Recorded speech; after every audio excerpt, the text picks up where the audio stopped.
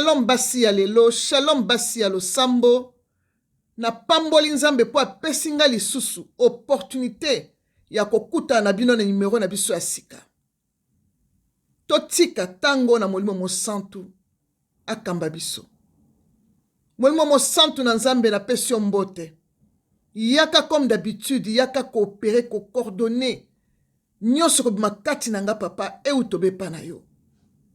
Nazi autorité sur tout esprit. Oye za ko confesser comme monote na tinjango bisika bikaoka bizanga mai. Zwa contrôle nyonso papa na kombo na yo Yesu Masia. Basi ya lelo. Tem na elibino ezali basi ya lelo.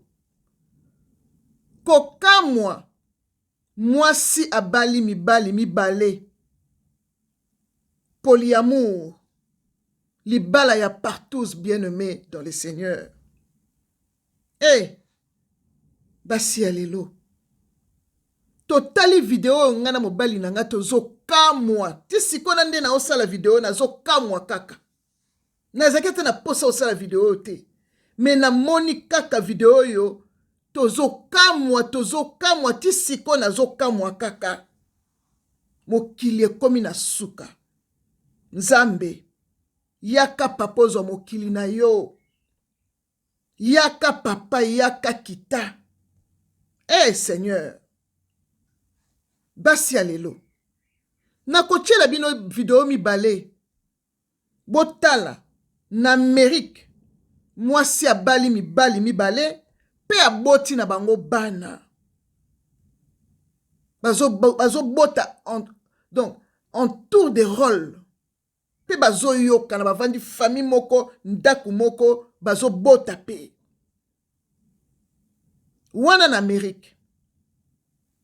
Na Afrique pe, video mususu ezali elandi ya Amerique, mwasi penza bali mibale na mairie ya Afrique.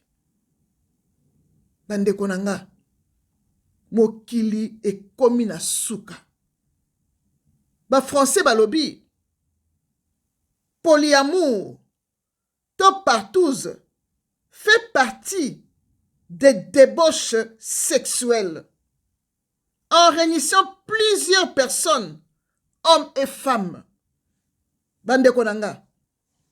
Basi mususu bazali, bavandi boye, bazo sala biloko wana ba partouze na bangwana, basi na basi, bazo salango. Misusu mibali na mibali bazo sala partouze na bango. Mingi toyoka basango, bakenda na Dubai, bakenda kosala soki pitapoti, soki komoni babenga ngwana eba atango ko malamu te kombongo. Bana basi na Kinshasa toyoka basango. Mobali moko ya mbongo avandi boya sangisi ba fille bazo sa n'importe quoi entre bango. Pe basisi bafuti bango mbongo bakei. Eh, Nzambe basi ya lelo.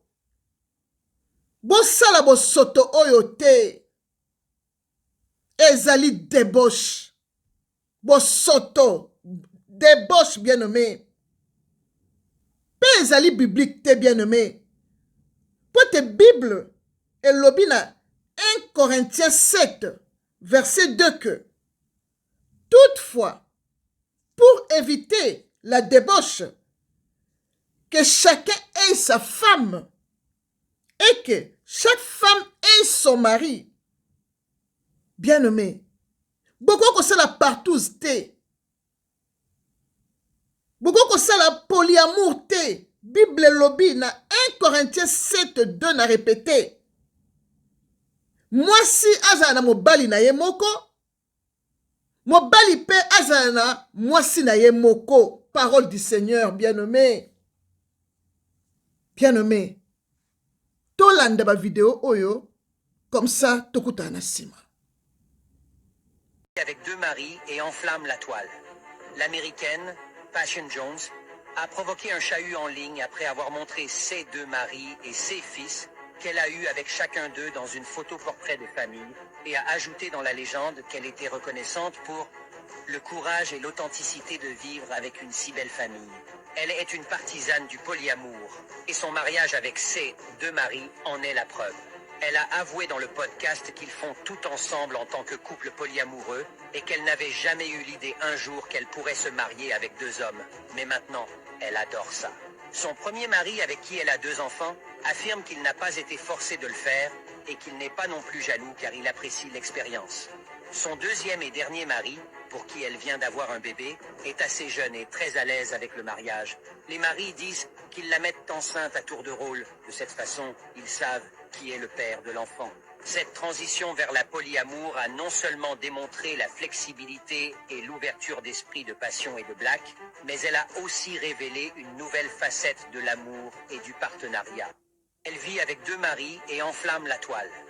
L'américaine, Passion Jones, a provoqué un chahut en ligne après avoir montré ses deux maris et ses fils qu'elle a eus avec chacun d'eux dans une photo portrait de famille et a ajouté dans la légende qu'elle était reconnaissante pour le courage et l'authenticité de vivre avec une si belle famille.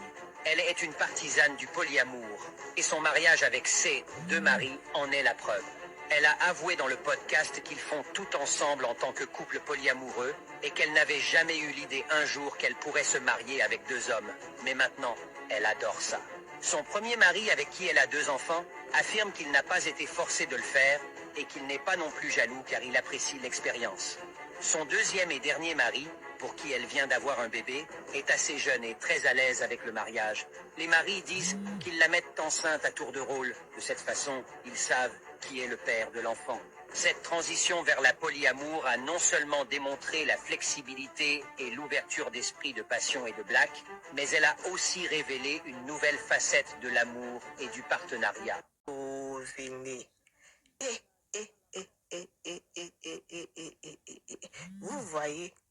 Vous voyez ça maintenant? Vous voyez avec vos propres yeux? J'avais dit ici que je voulais devenir polyandre. Vous avez mis vos bouches sur moi. Tiens, quel message je n'ai pas eu? Quel commentaire je n'ai pas eu? Tiens, il y a une qui était en train de préparer ça là-bas.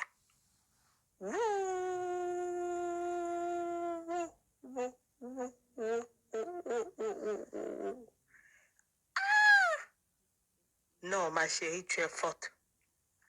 Tu es forte, oh, tu es forte. En plus encore, femme skinny. Femme skinny, oh. Femme skinny. Avec 2 gigas comme ça à côté d'elle, gauche, droite. Yeah. Mama Chitungombi, oh, Mama Chitungombi. Moitanga Ngouali.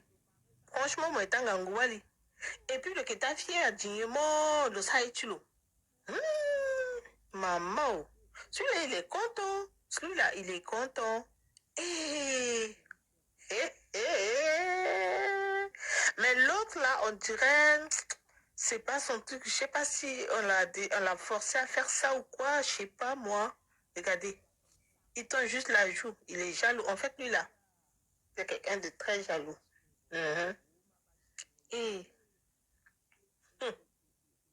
Alléluia. Basi ya lelo. Touti biso nyonso kotala wa video wana. Bomoni bino moko. Mwasi abala mibali bavanda ndako mo babota pe bana. Pe balobi yango na kati ya video ke bayokana basalaka tour de rôle. Soki moko alinga botisa mwana, abotisa mwasi mwana ye, donc bayokani bango nyonso basala programme na bango pe bana babotama pe bazwa bilongi ya tata oyo pe ya tata oyo parce que baza koyokana nkolo suki ya mutu nyonso etelemi ngai. Basi ya lelo mingi na kati na bino wana bosalaka makambo oyo. Bamisusu ku bazokende bavoyage. Bala basi ebele bazokende bavoyage ba Dubai baokende kosala partout zoyo. Mibala bapasha bavandeli bango bazali kosala n'importe quoi entre basi comme mibali na mibali. Na utomona video moko pe lelo kalate wa kaka. Bazolakisa nga mwana mwasi moko baosala live na bato a deux fois mwana mwasi wana azotia moto deux fois litoi andimi na ye aza na kati ya kimbanda ya bango bato baza couple ya deux fois mwana mwasi wana soki pe kotula soki pe koluka mobali aprefere akota na ye na kati na bango baza na bango mutu wana aza na ye mobali na ye malgré aza deux fois na mobali mosusu me ya kota boyebi soki omoni mutu akomisi na niveau oyo mutu wana azali homme animal liboso ya public boye namoni video mo ezotambola kaka mwana mwasi azolela mobali me mobali yango mpe aza deux fois a même pas mobali normal deux fois mobali yango azalaka na deux fois na ye mosusu mandimi balingana na mobali wana donc bavanda na bango nyonso misato kwa bandeko na nga o babenga yango bonyama donc okaka femme animal homme animal bandeko na nga bana basi ebele bazotambola baavion boyebi ndenge batambolaka te bakendaka wapi boyebi te maka bakendaka kosala na bachambre bahotel balalaka boyebi te yango wana boanviyaka bato te boanviyaka bato te bana na ngai oyo oza na moke na yo oza nango wana lie kaka moke na yo wana mobali na yo kaka ndenge aza nango wana lokola nzambe akutanisi no bobalana seka alingi bovivre bongo kotala moninga te koanvie moninga te bien aimé oyebi te avion amataka kendaka wapi oyebi te na Dubai kuna bazokende kolia bapotapito soki banie soki banini nzambe alimbisa ngai bien aimé dans le Seigneur somo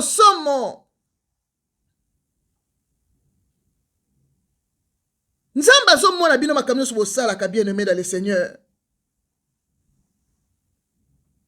nzambe ayebi nombre ya mibali oyo obima na bango na vie nzambe ayebi makambo oyo ozosala sikoyo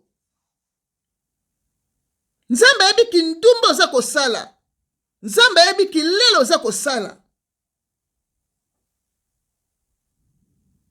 nzambe alingi mwana mwasi aza na mobali moko mobali pe aza na mwasi moko bien aimé tomoni yango na kati ya Bible bien aimé tomoni nzambe kolobela koprophétiser même pour la femme samaritaine na Jean 4 verset 16 à 18 nzambe azolobela femme samaritaine vérité na kati ya prophétie nzambe alobi nini totanga Bible Jean 4 verset 16 totanga ti na 18 natangi iloba na kombo na Yesu Kristo Bible elobi Jésus azoloba na ye na verset 16 va lui dit Jésus appelle ton mari et viens ici. Verset 17 la femme répondit je n'ai point de mari. Jésus lui dit tu as raison de dire je n'ai point de mari car tu as eu 5 maris et celui que tu as maintenant n'est pas ton mari. Et la femme répondit en cela tu as dit vrai. Non, c'est Jésus qui a dit en cela tu as dit vrai. Verset 19 le Seigneur répondit Seigneur lui dit la femme je vois que tu es prophète. Non, c'est la femme qui dit à Jésus Seigneur lui dit la femme je vois que tu es un prophète. Na bosse lunette na chambre na mona malamu te bolimbisanga bien nommé dans le Seigneur. Bino moko ba uti koyoka ndenge Jésus a prophétisé pour na mwasi. Nde na uti koyebisa bino ke nzambe ayebi ba nombre mibali obimaka na bango. Nzambe ayebi ba avion mataka tina ba Dubai keno kolia ba nye na ba potapito kuna bana basi ebele bozomona lelo oyo makamba salaka yango wana Bon viyaka bango te bien aimé nazo répétele bino. Bon viyaka bango te. Boyebi te mbambongo na bango esika bazwaka. Boyebi te ba voyage bango banangi bafutelaka bango. Bakendaka ndenge nini? Baokende kosala nini? Boyebi te. Bien aimé. Nzamba yebi kilele yo salaka. Nzamba yebi ba partous na yo. Nzamba yebi makambu nyonso yo salaka. Mibali boni yo zwa. Ndenge nzamba uti ko sosolisa la femme samaritaine. Pe la femme samaritaine lobi ozape a prophète. Ndenge oyebi vi na ngake na ute ko zo mibali 5. Ope na zana ye aza yangate. Tango zo bimana mobali ya batu nzamba zo mona yo. Nombre mibali yo nyonso yo zwa nzamba zo mona yo. Ya malamu eza nini? Tango moni ko so leka vi wana senga nzambe bolimbisi kende na marche mususu. Banda ko sala kilele. Banda ko sala partouze. Ozo tika kaka te. Yo vi échange kaka te. Ti lelo okomina ko tia. Bato a deux fois litoi vis-à-vis boye. Bato pe ba filmango, ba panzi ango, ezo tambola. Na monika video moko boye, moi ça zo tia mobile litoi.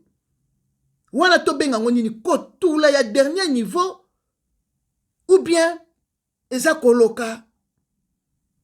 Ou bien ki omani malango yango lekindelo.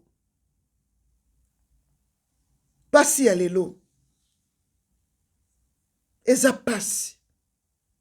Eza vraiment pasi. Comment on appelle Nzamba kelibi kelamu na ye. Yango na Nzamba bomaka Sodome na Gomor. Aoka moteme suka ye. Et comme il lisusu yaba polyamour. Libala ya partouze. Mokile komi na suka. Mokile komi na suka. Eloko malonge zate. Ezane eloko moko te zo bima na bana ya lelo. Basi nyonso zo mona lelo. Eloko malonge zo bima te. Bozo mona kaba ordure na ordure. Mabe zo bakisama mikolo nyonso. Batu mususu bazali abanda mabe na bomwana. Na ndenga zo kola. Age zo pusana. Azo continuer kama mabe. Donc ye conscience na ye. Et reproche ken eloko te. Conscience na ye. Elobelaka ye eloko te. Donc alingi na ye kaka désordre na bomoi na ye. Ti ya kotia. Bato a deux fois litoi. Donc on dit mi bombanda. Deux fois mi bale. Lingana bavandaka ba mi bale. Yo koti na kati. Po zanga mobali. Po na otuli. O vanda na bango misatu. Bo sala bombanda. Yangonde. Polyamour otozolo belawa. Yangonde. Ba relation à partous yango wana. Nzambe. Bien aimé. Nyonso tozo sala. Avant même au kangali suna yo. Fo mona nanu. Ezala batu mususu pe otali bolobi oyo penza ko bika lisusu te. Lobaka ka mukolo wana Jésus ye moko akiti penza. Batu mususu viva na malédiction. Ndenge nini vi na yo ko changer te. O mi traînera kaka ozo mi benda ka na poto. Osaka 2 minutes ato tamboli malamu 3e minute o bandi sou ba théâtre. Théâtre ngo ti mukolo nini. Tomona pe ba mususu ba ki pe na mobulu na bango tomona ba pe ba koma ba se mabala ba vandi tranquillement. Mais pour la nini kaka yo ba vidéo zo tambola partout boy. Sony vraiment.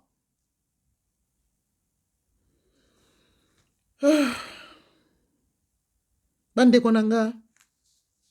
Bo sala bo soto te. Mwana nzambe soko ebi ko so ndimela Yesu Kristo. Comme sauveur pe mobiki sina yo. Ko sala biloko te. Ko envier basi ozo mona wana te. Ko envier te onyoso bozo mona wana. Nyonso na ma mascarade. Batinda bango e pa satan na mokili ya internet baya ko séduire batu. bamema batu na koluka bambongo ya presse bamema batu na bambongo okina koteka banzoto soki wapi kaka po moni moninga sali yo po landi okokufa pamba mwana na ngai eza pasi polyamour mwasi moko mibale babali ye pe officiellement na mairie non oyo eza bilima mai oyo eza batu normal te eza bilima ya mai baya mission na mokili mpona kobebisa mokili mpe mibali wana oyo bandimi kosala eloko wana bango mpe batati wata donc mwasi mami wata mibali batati wata baya normal te mpo moto aza normal mpenza akosala biloko ya boye te akosala yango te ata asalaki erreur na mokili une fois akose repentir asengi nzambe pardon limbisanga papa nayebaki te ke eza mabe otiki mpe nzambe apetoli yo okontinue marche na yo yo kaka mabe ezokontinue ka lokola escalier ezokende batongaka tour de babel bakomisa yango ata na ciel te ekwelaka bango nyonso bakufa mpe bachange balangi ekomi koloba soki makambo nini bakomai koloba me yayo emataka kaka ezomata kaka ti mokolo yali okomata ozokende kaka okekutana elongi ya yesu azotala oboyo bandeko na nga yango kaka nayelaki bino bandeko na nga donc naza na kamwe tovai na mbali na nga video ezoleka totika lokwa kidiba tocomprendre te mokili ekomi wapi bato bazobanga te wana eza bilima bahomme animal bilima mai babima baya na mokili mpona basalaka biloko mpo toso balanda bakomosala lokwa bango pasi ya lelo yo moto ndimela yesu bokeba pollution moko eza na internet oyo eloko anormal elekaka te me bazonormalize yango bokeba bana na ngai nzambe apambola bino